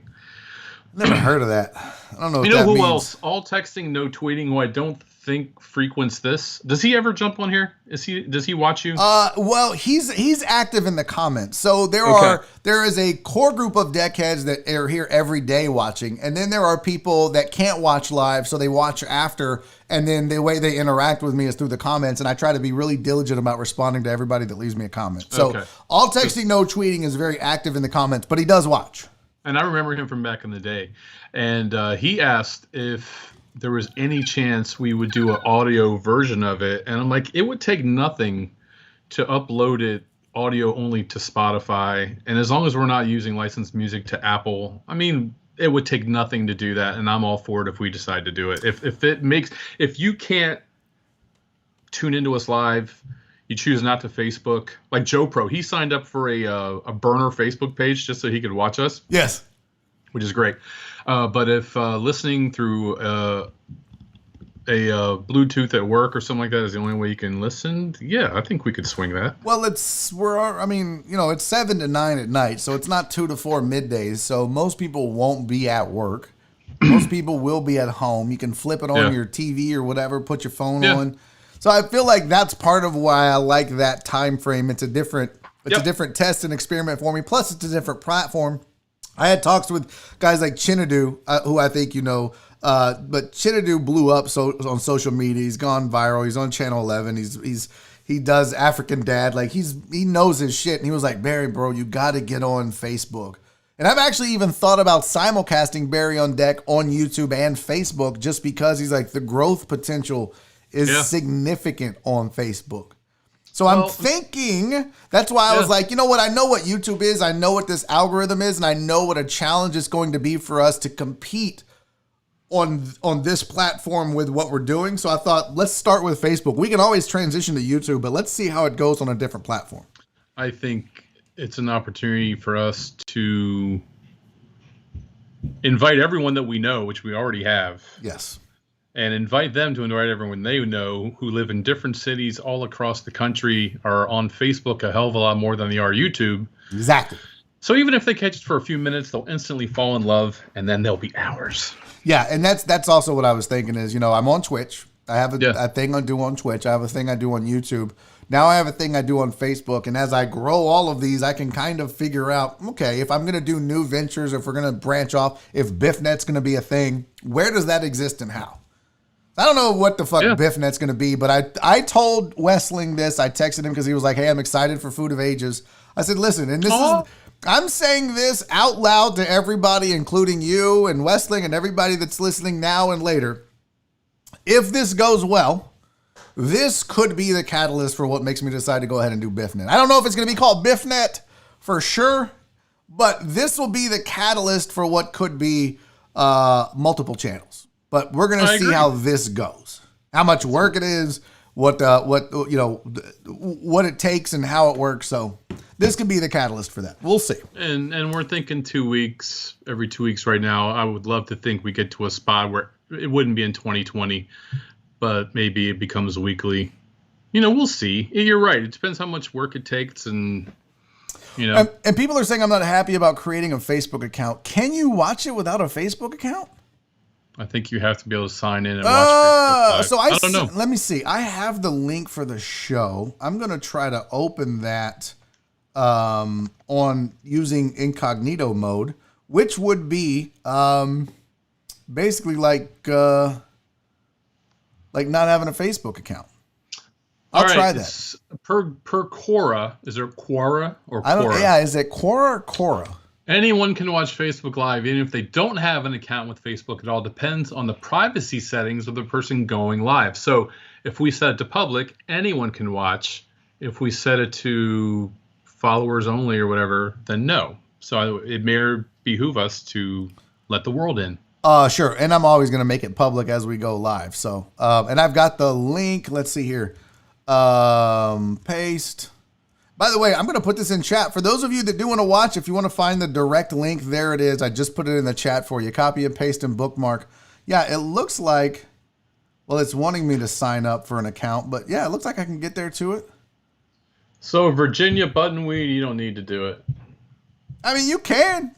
I don't know if you can like or any of that stuff. So, yeah. I think all of you that don't want to do it but would create a burner account, you should all like become a fake family.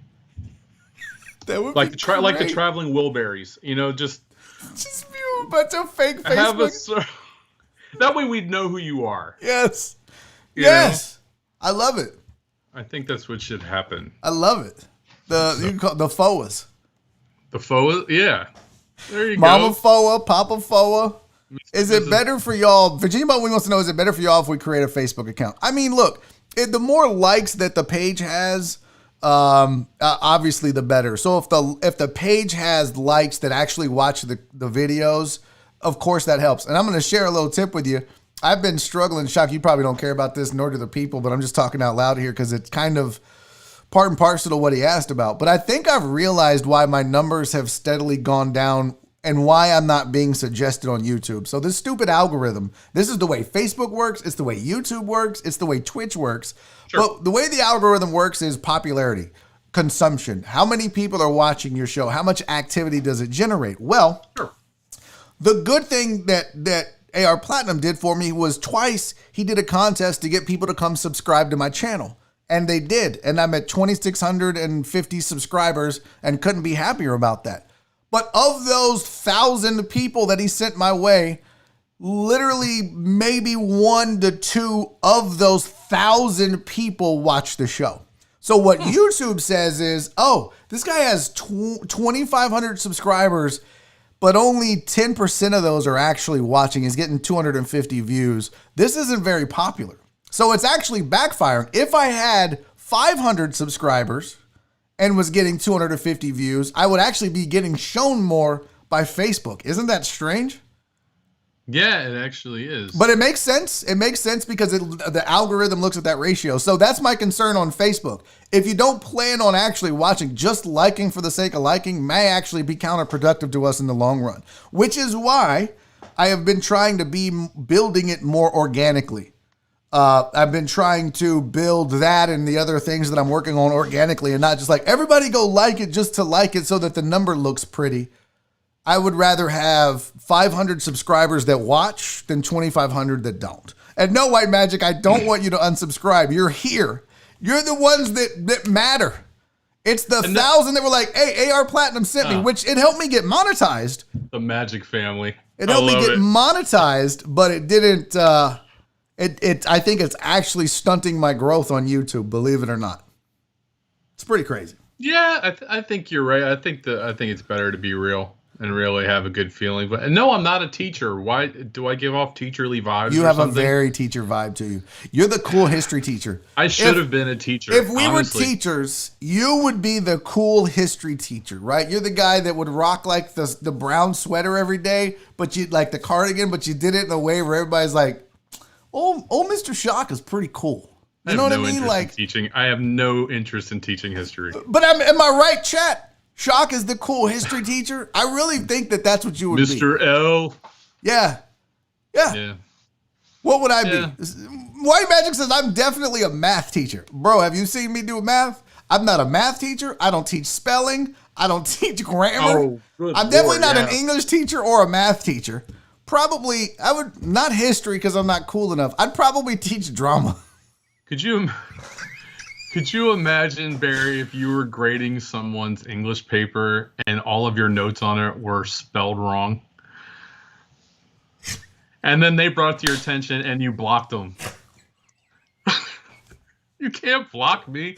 I'm on your roll. Block me, Mr. Laminack. I'm in your class. Get the fuck out! You're in the hall. I'll tell you what. You're gonna do this whole class from the hallway. That's what you're gonna do. Oh my God. I would have been either an English teacher or an art teacher for sure. Oh, art? You think so? Absolutely. Absolutely. Shock is the history teacher just because the coach has to be a teacher. Oh, so Shock is a coach? Not football, though. Shock's definitely not a football coach. No, I never played. Shock coached field hockey. That's what he does. He's the field hockey coach. He's the assistant PE coach.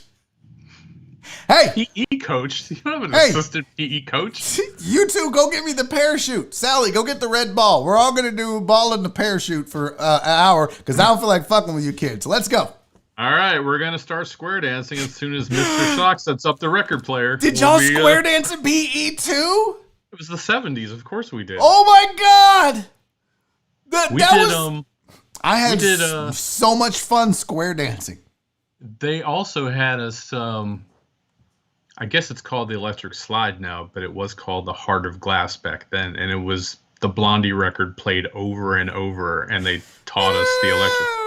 Before it was the electric slide, they did that dance to Heart of Glass. No way. You saying that white people stole that? Or are you saying black people stole that from white people? No. It was probably black people at the disco in the 70s. And then the PE coach, who, by the way, was totally in drag, but wouldn't say it, right? He was like, no, I was there. Yeah, no, I go as me. Why do I? And he's got fingernail polish left over that he didn't get off from the weekend, you know? Still has a little bit of eyeliner and eyeshadow. He didn't scrub it all off. I had the stereotypical elementary school gym teacher. His name was Mr. Deshawn. And dude wore like legit blue bike shorts, like coach's shorts. And a whistle. White polo. Slow down, Shock. Whistle. The 3-stripe over the calf gym socks. Yes. And I think he was the first person I ever saw wear Nike. Really? Yeah. Yeah. Because we all thought it said Nike on the back of his shoes. No one knew what the hell Nike was. They weren't running commercials back then. Yeah. And we would do cherry pickers, where you bend down, touch your toes, and that's when we found out that he had a comb over.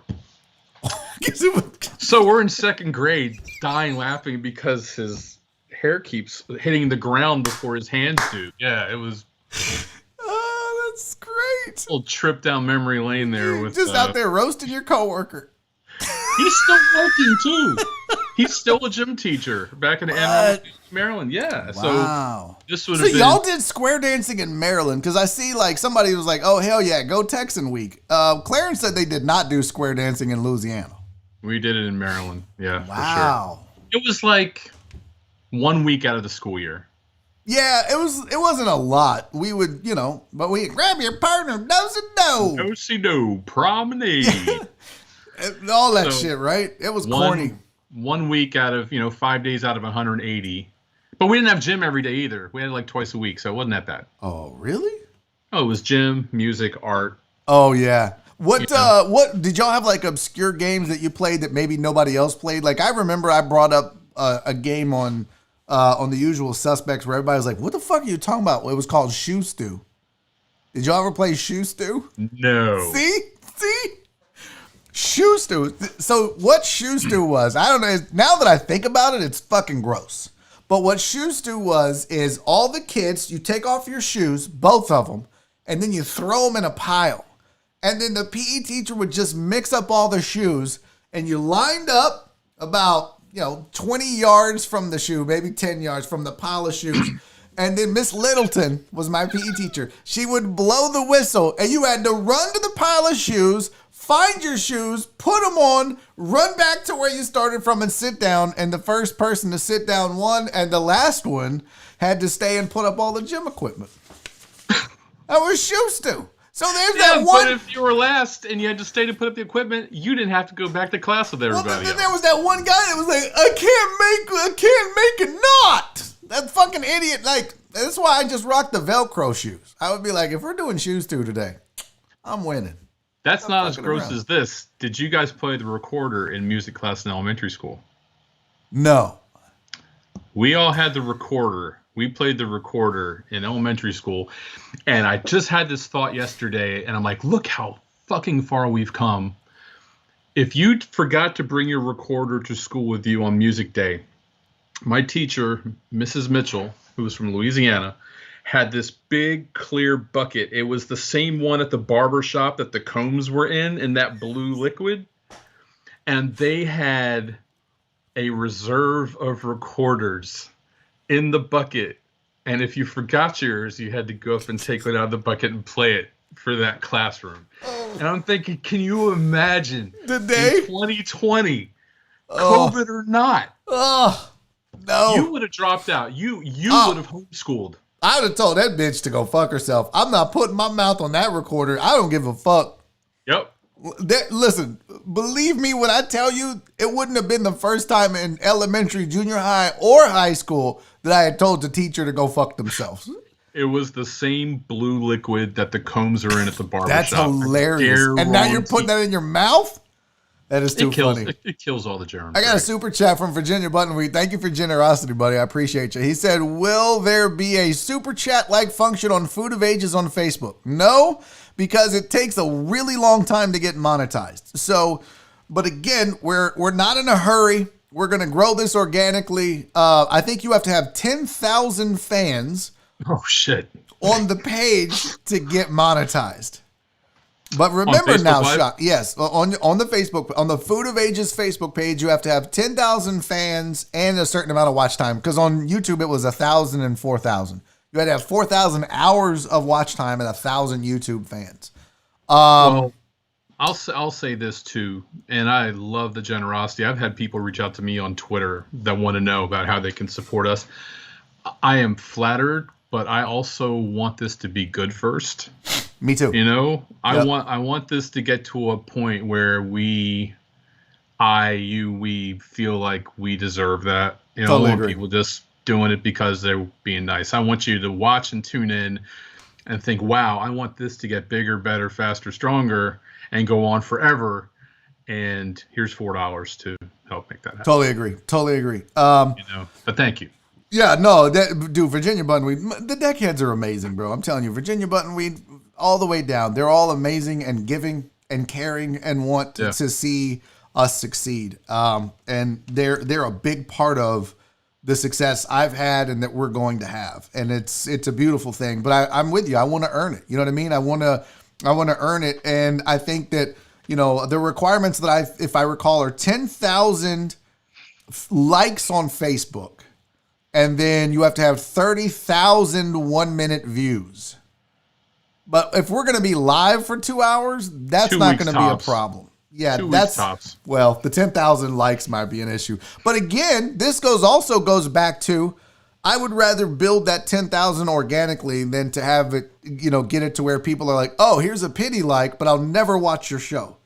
Because it's not going to be an accurate reading. It's kind of what I'm suffering through. And I say suffering, but it's kind of what's happening to me right now is people see my subscribers and then they see my views and they go, what's going on here? And now I got to explain to an advertiser, well, this is what happened, but. Well, and I'll finish with this. I know you're up against it here. We're going to bounce out. I feel lucky the fact that you've already been doing this for 130 shows, probably 137 plus my nightly live chats, which was 2 months worth of every night. But I all probably this, got 200 episodes total under me, close to. Rev wants to know if we need sponsors. Sure. No, listen to this. Listen, you know but- why he's asking that? Hold on. What? Because he's been begging me for a sponsor packet for this show. And I haven't sent it to him because I think he's up to something devilish. Because I love Chris, the Reverend. I love this dude. But I also don't trust him because he'll do some shit like he'll buy an ad package and then he'll run a Mike's Hard Lemonade ad, or he'll fucking run an ad for something like stupid. So I don't trust him, but I love him. Anyways. His OnlyFans, yeah. No, but I'm going to say, I feel fortunate that you've already been doing this and developing the production skills. And when you see what we look like tonight, we're not going to look like a show that's on for the first time. You know, a couple dickheads on Facebook Live doing whatever. You know, someone who tunes into us for the first time who doesn't know us might think we've been on for a while. Yeah. You know, I it looks teased really good. when you went to let the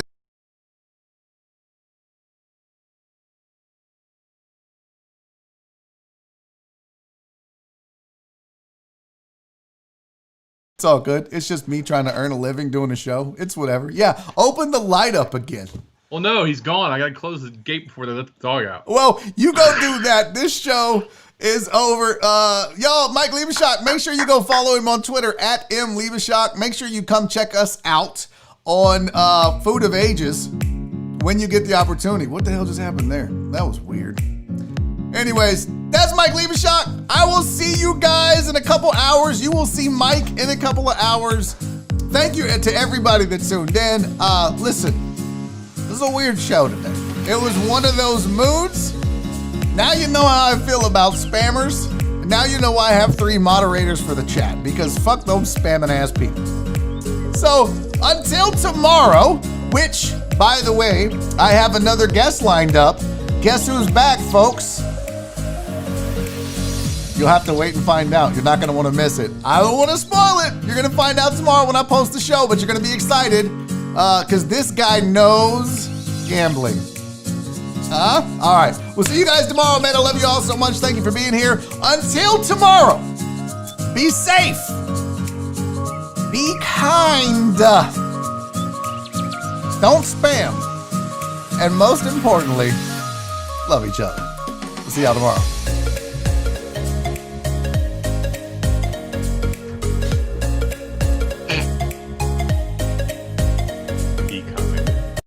Daddy's making a YouTube video!